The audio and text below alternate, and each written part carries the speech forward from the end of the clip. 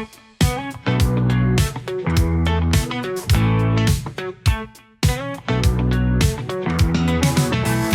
and Tygrr just having some fun, picking some words, then the pictures get done. We share it with each other and we laugh. Type in some words, let the madness unwrap. MidJourney Madlibs, nothing gets clearer. That's the show, it just keeps getting weirder. MidJourney Madlibs, nothing gets clearer. That's the show, it just keeps getting weirder.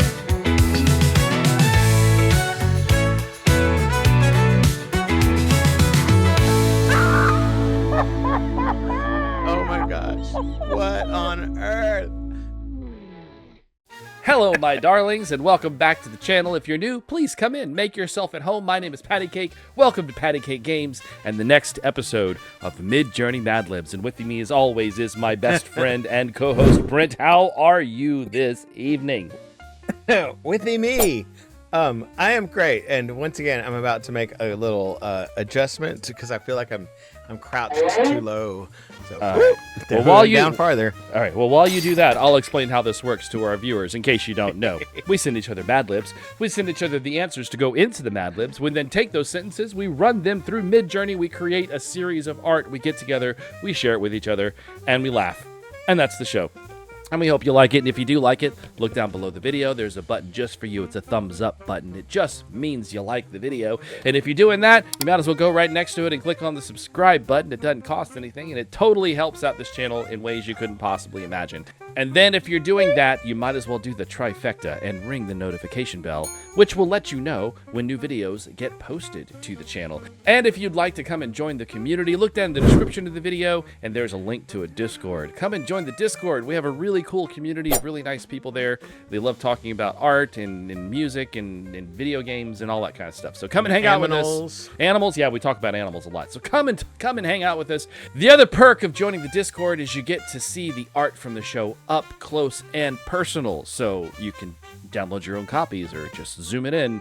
Sometimes we have to, censor them before putting them on YouTube, but you can come and see the uncensored ones on Discord.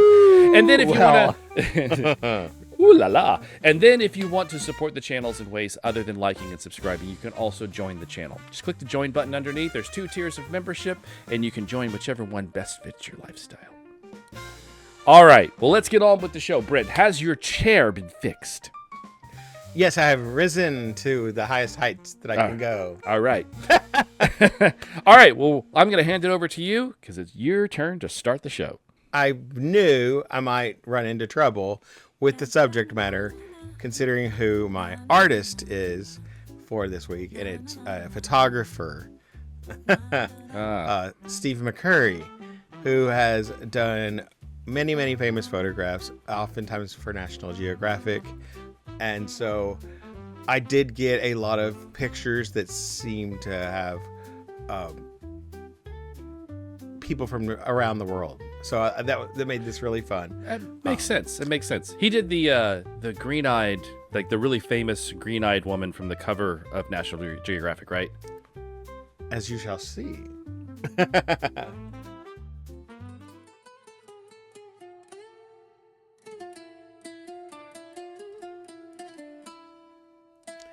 Steve McCurry is one of the most celebrated photojournalists of our time.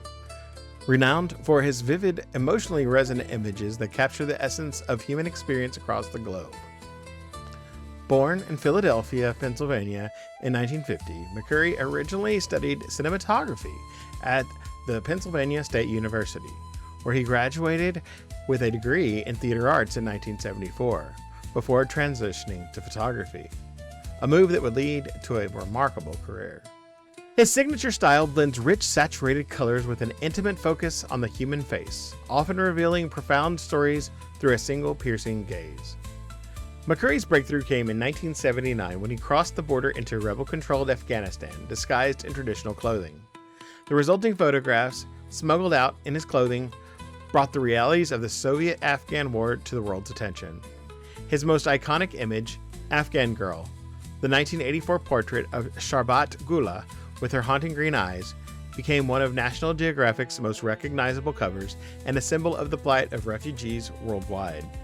His work is marked by a deep empathy for his subjects, careful attention to composition, and a painterly use of light and color. Influenced by classical painting and documentary photography traditions, McCurry often focuses on the resilience and dignity of people living through conflict, displacement, and cultural upheaval. His travels have taken him across India, Southeast Asia, Africa, and the Middle East, always seeking those quiet yet powerful human moments that transcend borders. His books, such as The Unguarded Moment and Southeast, highlight his ability to blend journalism and art into something timeless. One interesting fact about McCurry is that Steve was also in New York City during the World Trade Center plane attacks and managed to sneak onto Ground Zero and took photos before and after the buildings collapsed. His work continues to inspire both seasoned photographers and newcomers alike, reminding viewers that behind every photograph is a shared human story worth telling. So now enjoy my Madlib in the style of the photographic art style of Steve McCurry. Boo. All of the pictures that I'm going to show you should look like photographs. Sometimes it might be like 1920s spiritualist type photographs where I love those. I love images and stuff like that. So this is how to get rid of ghosts. Follow these simple cleaners to make sure your room is free of ghosts. Well, he's certainly fumigating the ghost out of that room, which is a it's blob funny too, in the middle of his bed. Spraying it out of his hand. There appears to be some sort of optical illusion thing going on with the rug and the sheet on the bed. Oh, I didn't notice that. It does, because on one side it looks like the bed's really far off the ground, and the other side it looks like it's laying against the rug. That's interesting. And I love that it really, really looks as if this ghost is someone kneeling underneath a sheet.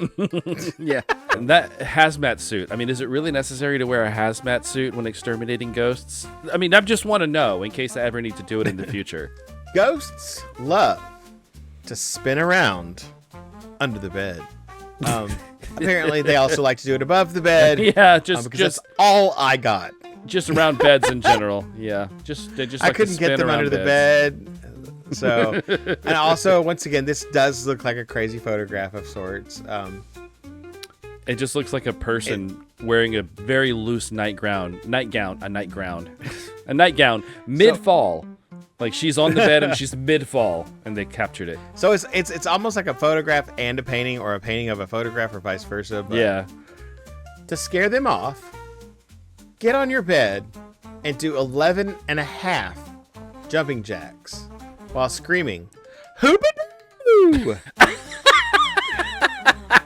You don't have to jump that high, my lord. I know, it kind of gives me feelings. And what's with the disaster mural on the wall with the fire in the building? That's a little dark for a kid's room. That is totally why it's the picture I picked, because that artwork on the wall. And then it's on the ceiling. What? It's on the ceiling too. Is it the Sistine Chapel? Does this kid live in the Sistine Chapel? I don't know. And he's jumping so high. And I'll tell you, that will send those ghosts fizzing out the door. It's like they hit the sunlight and they're like, or maybe they had to like fizz out and then now they're reforming. Steve goes, I don't take photographs like that. Well, the setting. You have to take the setting into account also. I mean, that looks like the corner of a city in like a third world country, which is something he would have taken a picture of. Colonial type city, yeah. Then check your closet by sniffing the air for the scent of ectoperoxide. Ectohydrogen peroxide just sounds like... it's too much. It's a mouthful. Ectoperoxide is much more fun to say. Especially since the other is ectoplasm. Yeah.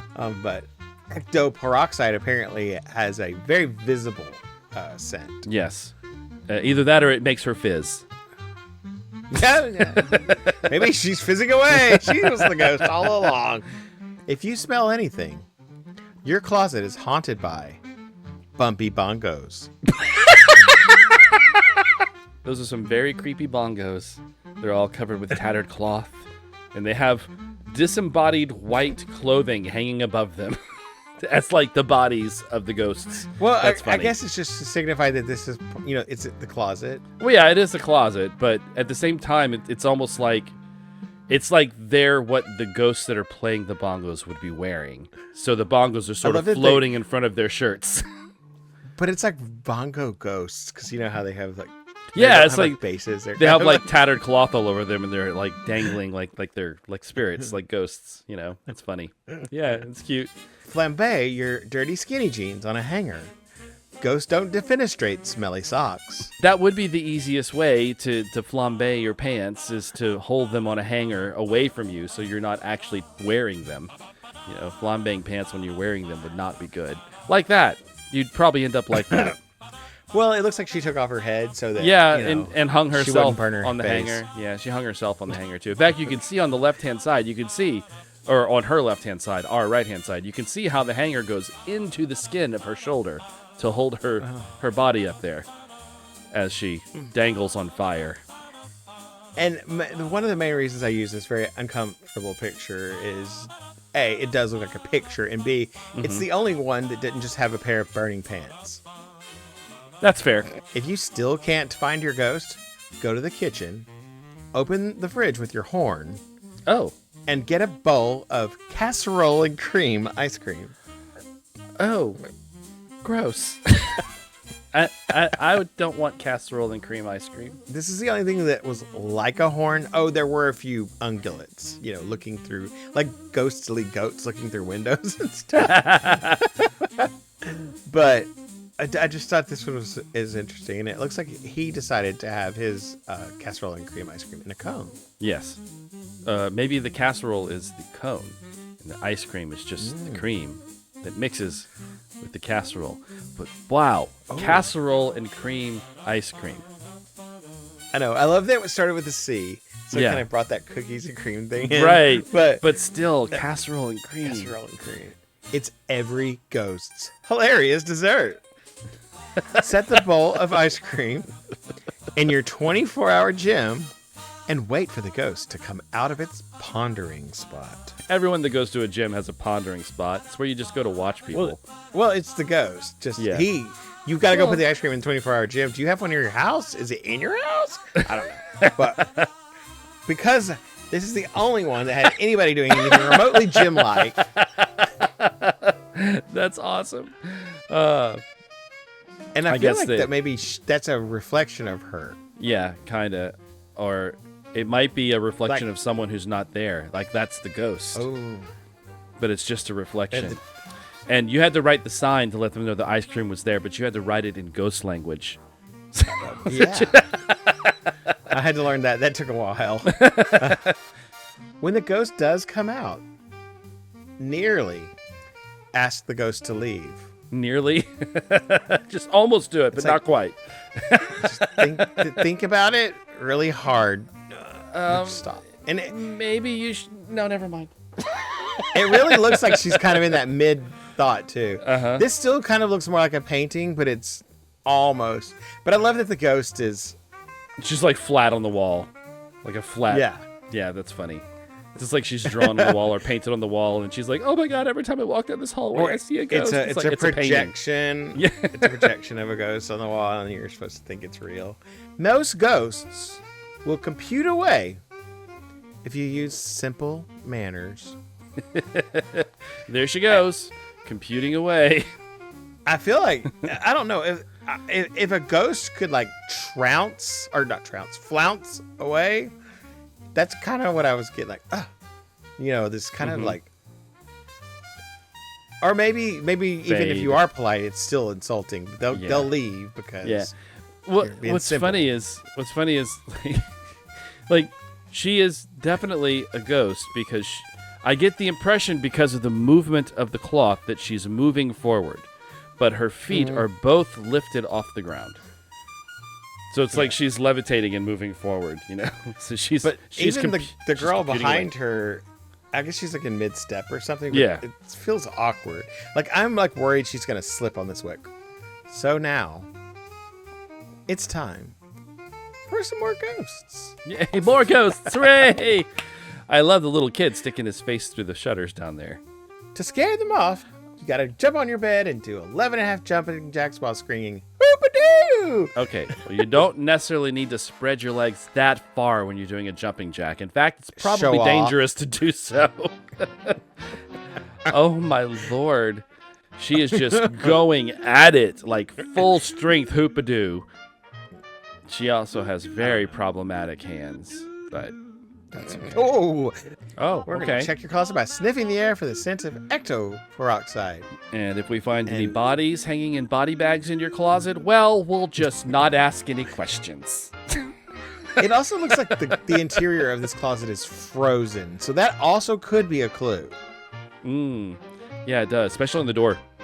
Get a bowl of casserole and cream ice cream.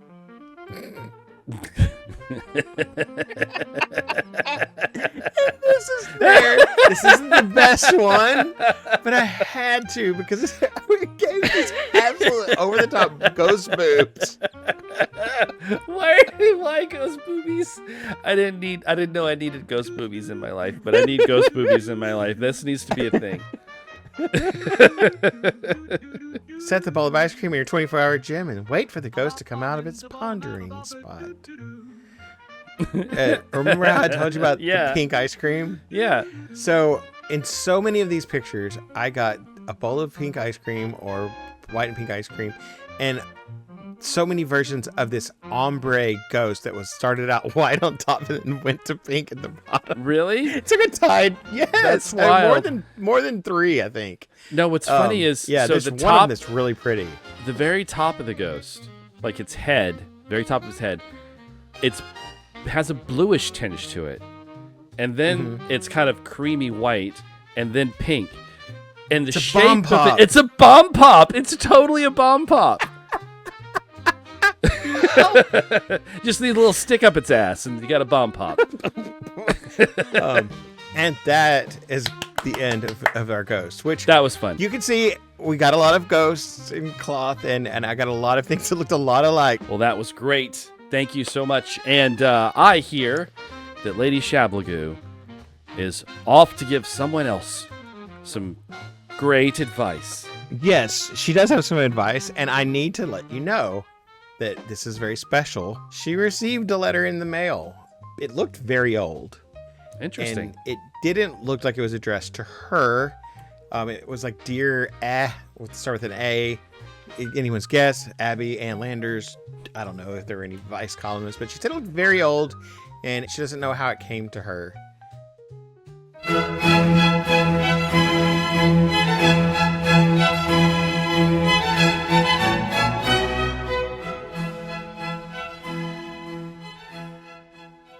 Need some advice? Ask Lady Shablagoo.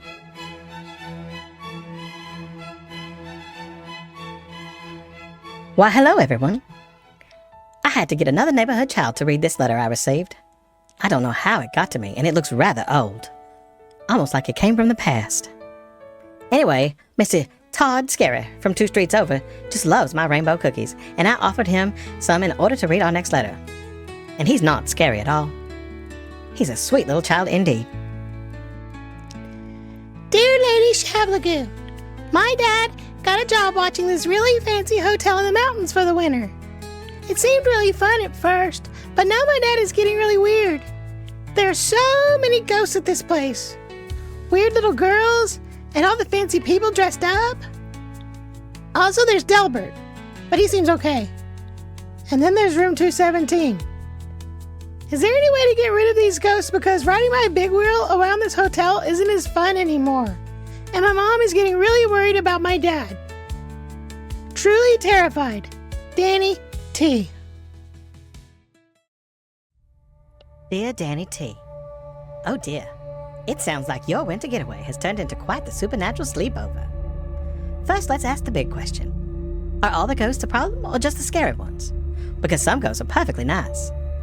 Delvet sounds like a stand-up guy. And if the fancy dress ones aren't bothering anyone, maybe they just like to party. A little spectral socializing never hurt anyone. Now, if you do want to evict some of these lingering spirits, you've got options. Here are a few tried and true methods, ranging from questionable to guaranteed to get you committed. Number 1. The polite but firm approach. Stand in the grand ballroom, clap your hands twice and announce, "All right, ghosts, party's over. Time to move on to the great beyond." This works shockingly often because most ghosts aren't used to being given direct orders. Number 2. The salt and pepper sage special. I'm sorry, there's no pepper involved in this, just sage and salt. Salt is a universal ghost repellent. Sprinkle it in doorways, windows, and especially room 217, because I have a feeling about that one. Sage is also good, but make sure you waft it around dramatically while chanting something vague and powerful like, "Begone, spirits, and take your weird little girls with you." Number 3. The shining solution. Now this is highly advanced, but some say if you take a black and white photo of the ballroom, leave it in the hotel overnight, and then check it in the morning, the ghost will just relocate into the picture. This was a favorite method of spiritualists in the 1920s, but they also thought that radium was a great health supplement. So take that as you will. Number 4. The nuclear option. If the ghost refused to leave and things get truly dire, threaten to burn the hotel down. I do not endorse actual fire, but just say if the ghost believed it could happen, they should behave nicely for a good while. However, your mom might not be thrilled if you did it for real, and insurance adjusters tend to ask a lot of questions. So just stick with threats. Number 5. This is one I recently heard that might help too. Do precisely 13 1/2 jumping jacks on the bed while screaming, "Hoobadoo!" But don't blame me if your parents send you off to the loony bin. As for your dad, yeah, I'd keep an eye on him. If he starts talking to people who aren't there, or seems a little too enthusiastic about axes, maybe suggest a fun little trip to anywhere but there. Stay safe, Danny. And if all else fails, just remember, ghosts can't chase you if you're really fast on that big wheel. I do fear this advice might just be a little too late. Lady Shablagoo. Red one. My, what did you say? Red one. Todd, what? I want the red one. Oh, why, of course. Have whatever flavor you want, Mr. Todd, but not too many now. Is the camera still rolling?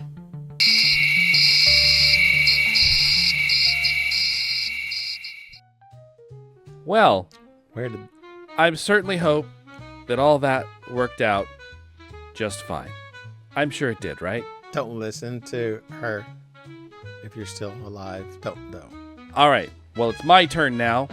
And let me just say, before we even start, that this was the easiest art I have ever made for a Madlib episode. My Madlib tonight is called Car Trip Travails, and my art is in the style of Artemisia Gentileschi.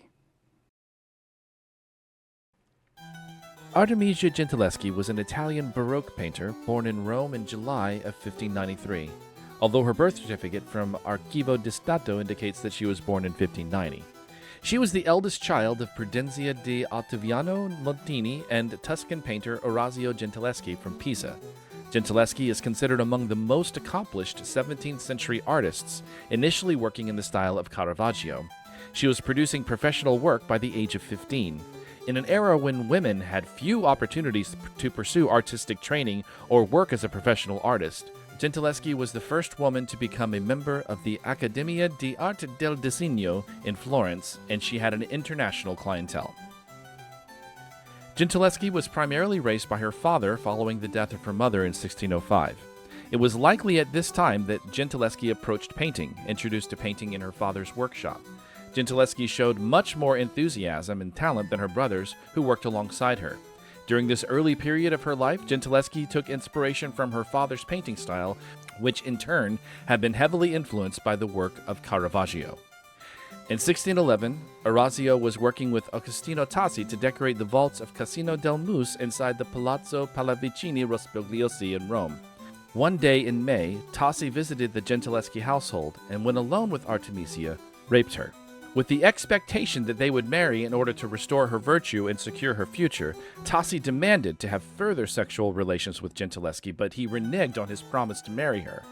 9 months after the rape, when he learned that Artemisia and Tassi were not going to be married, her father Orazio pressed charges against Tassi.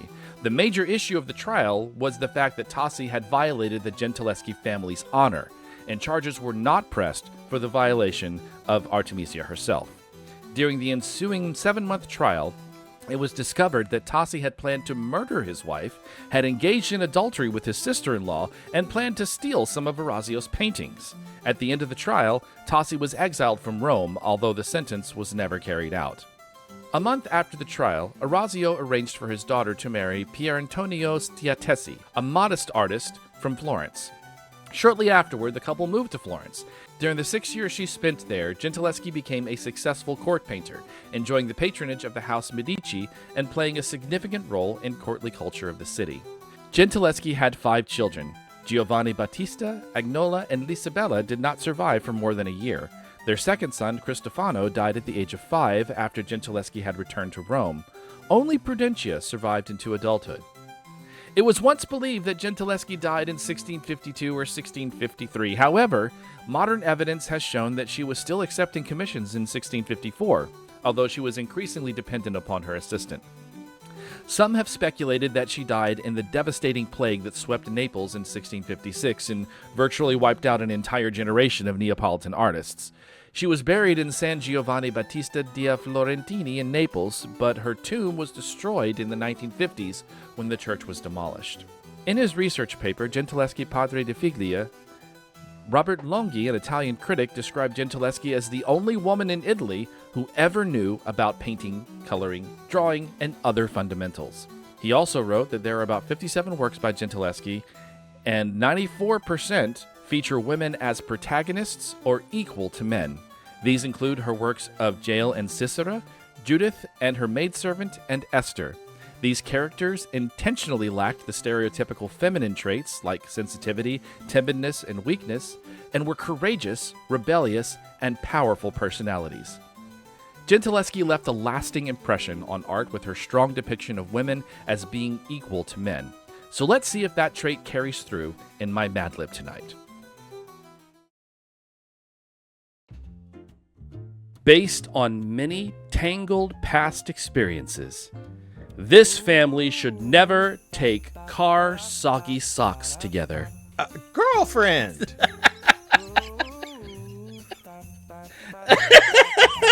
Do you know how many boobies I got on this prompt? It was ridiculous. I don't know why. Soggy socks always put them in their underwear in a river every time. And does he have boobs too? Yes, he does. This so was weird. Wonderful. So you guys don't see the nipples when you're watching the video on YouTube, but if you'd like to see the unedited version of this photo, make sure you come join the Discord. It will be posted tomorrow. The last time, the 7 of us were all in one quantum banana. This prompt was gold, as you'll see in the honorable mentions. I ran it several times just for fun. I just wanted to see what would happen, so I asked our friendly neighborhood ChatGPT to give me 5. Quantum banana was one of the things it gave me, and I'm like, it was just so weird. I'm going to give him a quantum banana. Well, quantum banana ended up being a very interesting prompt. So as you can see, we have everyone all in the banana. Sort of. Whose ends look like miniature bananas. Or normal size yeah, bananas. normal size bananas on either end. Yeah. So you'll see when we get to the honorable mentions how much fun I had with this prompt. But I remember back in, I think it was season 1 or season 2, you had a prompt with a banana that had me laughing so hard I nearly peed my pants. Is this a banana No, phone? that's the remote control that he's been looking for. Why is there 4.25 months? Why is there a banana? What made it put a banana? I think it has an antenna.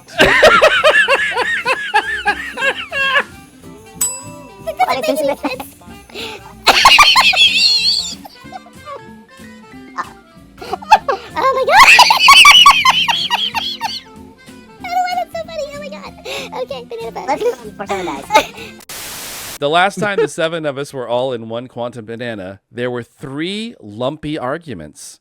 A disco-fied fist fight. I just would love to see that happen in real life, just saying. And a couple of bloody toes. Oh, my. Okay, so what was the first one again? 3 lumpy arguments. Okay. A disco-fied fist fight. And a couple of bloody toes. I feel as if they might have nailed that pretty well. Yeah, they did. Was one of the 3 arguments about her other leg? No. Well, maybe. You know, Dad always favors you because you have an extra leg. Shut up. You never Step get on your tired of toes. standing. It's like, oh boy. And that was just on the drive to the local super baby platypus. Still don't know what a platypus is. Nope, sure doesn't. I think that's an alligator turtle. Slash bird thing. Slash armadillo. It's kind of shaped like a It bird. is a platypus. It's just MidJourney understands that a platypus is like an amalgam of animals. It just doesn't. It doesn't know ones which they are. animals. Yeah. So it Anyway. just tosses. Oh wow. So yeah, this was the most interesting take on platypus I got. Most of them tried to merge the platypus and the child together into one being.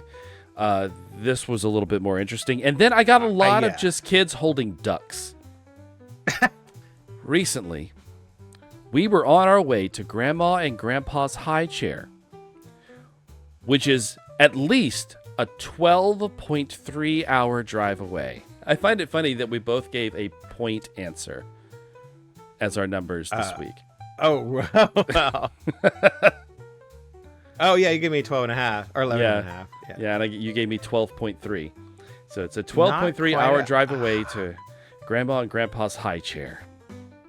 It's more of a swing than a high chair. Yeah. I mean, where's the table part for the kid? Right. I mean, you and know. obviously it is very unsafe because look how strapped in he has to be. Yes, but he seems like he's only strapped into the seat. Yes, which So doesn't if he were really to fall forward, he'd just be dangling upside exactly. down. It doesn't really help the situation. But he is having the time of his life. Dad was pulling out of the driveway when my brother Florian and sister Laura started to argue. Where is he? I don't know. And why is she driving? I don't know. Did Florian and Dad fall out of the car? And by the looks of it, she's well past the driveway. It kind of looks like she's on a highway at this point. It also looks like she's pulling something behind her, like maybe a boat. Maybe this was a boating trip to Grandma and Grandpa's high chair. But yeah, it's almost like she's standing in the seat while she's driving. They were fighting about this line is kind of fun and meta. They were fighting about who would read the mad balloon animals and who would fill in the moisturized blanks. Weird. So they're playing Madlibs. Yes, they were playing Madlibs in the car, and it's kind of dumb. They were arguing over who would get to read the Madlib and who would fill in the blanks. If you're driving, you can't read it. You have to be the one that fills in the blanks. There's no Trust me, argument there. Patrick We do and it I all have the been doing time. Mad It's our Libs thing in the all the car. time. We've even come up with ways to make the person who's doing all the reading get in on the Madlib too. So. Yeah. We find ways to make it interesting. It's actually one of them has bled over into this because Synonyms was born out of that. This is a beanbag. Well, it's a very like deep beanbag because that child is completely inside of it from like the waist down, and then there's another one just sort of floating next to the bed over there that the baby's maybe it's in. a bouncy type situation. Maybe it's not a beanbag. Maybe it's like a bouncy thing. ball that you stay inside. Dad brought the car to a missing stop.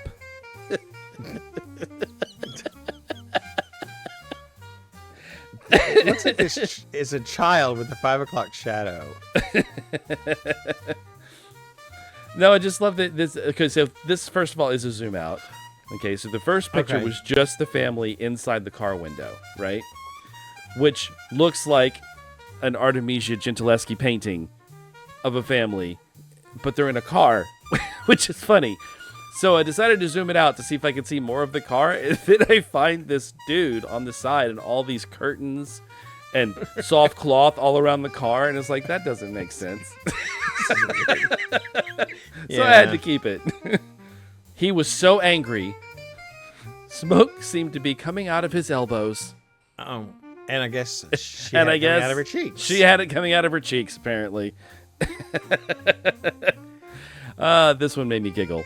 So first, because I just blew it up really quick, and I was just looking at it on my screen really briefly, and as I was going through the different images, and I thought that it was a guy's mustache when I first looked at it, and I was like, wow, big mustache. And then I clicked to enlarge it, and I looked at it, and it's like, oh, wait, that's not a mustache. That's funny. That's weird. So here we are. One more shrubbery out of any of you, and this scimitar is over, he snapped. Oh. I don't know whose. I don't know. I don't know whose arm it is. This didn't make any sense. Laying on top of someone? I don't know. It doesn't make sense. It doesn't make any sense. But apparently his arm is also unnaturally long. Yeah. So maybe that is his arm. Yeah. And then, but there's also the little thing on the edge of the blade. It kind of looks like a bunch of little tiny fingers wrapped around it from the other side. So I don't know what that's supposed to be. Or teeth. Yeah, maybe it's teeth. But there was a lot in not this a scimitar. Yeah, And not quite a scimitar. What sort of shrubbery is this that has two different flowers? Now, any questions? Our kid brother timidly raised his watery tart and asked, "Are we there yet?" Why does the tart have a face? I don't know. But I would love So if I weird. could. I love if I can animate this image with the tart just going, "Are we there yet?" Oh my god! The mouth and actually also, talking. Notice he doesn't have a mouth showing. No, it's like his mouth is on the tart. It's just reflected downward. The tart has become his speaking piece. He has to hold it up to his face, and then he talks, and the tart talks. It also looks a little bit like the underside of a stingray. Oh, yeah. It sure does, doesn't it? Wow. That's the end of the Madlib.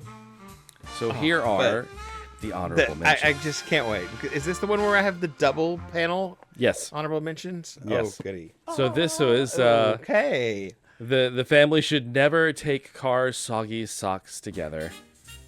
Especially Is not this with unshaven grandpa dog person. Maybe their dog needed glasses.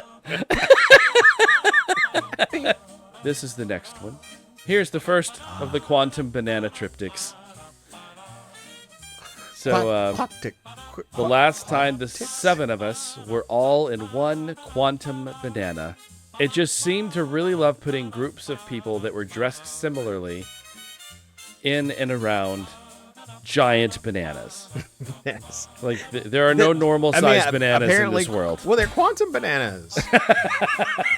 Would you think they were going to just look like normal bananas? Here's the next set. Oh my. It's a banana boat. The banana boat was the one that I loved the most. That one, and all the women just being like, "Oh my god, Oh my. it's so There's like large." 5, 6 of them. And then we've got the cult over here. Yes. 6 of them. Because they're holding books that could be religious texts. Like religious texts. But it's interesting that the bananas are normal sized in their world. Yes. But they're oversized everywhere else. Yeah. And then but whatever's going on that table. Yeah, it's like a weird cuddle pile, but they also look kind of like they're just disembodied. pieces. Yeah, they're like just pieces. Yeah. Yeah, weird. Dad was pulling out of the driveway when my brother Florian and sister Laura started to argue. I don't know why it made one of them a bird and put a bird in her hair. I don't know why. Well, that is it. That is the end of my Madlib for tonight.